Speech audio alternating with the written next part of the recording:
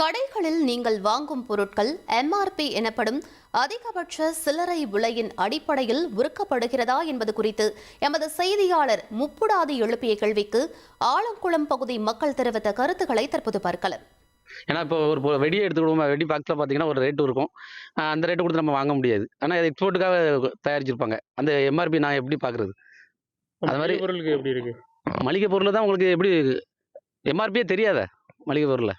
அதிகாரிகள் வந்து பெரிய பெரிய ஹோல்சேல் கடைகளுக்கு போவாங்க. நீங்க என்ன ரேட்டுக்கு விற்கீங்க, மொத்தமா என்ன ரேட்டு விற்கீங்க அப்படின்னு கேட்கறதுக்கு வாய்ப்பு இருக்கு. கிராமப்புறத்துல சின்ன சின்ன கடைக்கு போறதுக்கு வாய்ப்பு இல்லை. ஆலங்குளம் சுற்று வட்டார பகுதியிலையும் சரி கிராமங்களும் சரி எம்ஆர்பி ரேட்டு போட்டிருக்காங்க அப்படின்னா அந்த ரேட்டில் கொடுக்க மாட்டாங்க. ஏன்னு கேட்டிங்கன்னா அதோட கம்மியாக தான் கொடுப்பாங்க. ஏன்னா சூப்பர் மார்க்கெட் நீங்கள் போனீங்கன்னா எம்ஆர்பி ரேட்டு சேல்ஸ் ரேட்டு போட்டிருப்பாங்க. ஏன்னா எம்ஆர்பி ரேட்டில் கொடுக்க மாட்டாங்க. ஏன்னா கம்மியாக தான் கொடுப்பாங்க.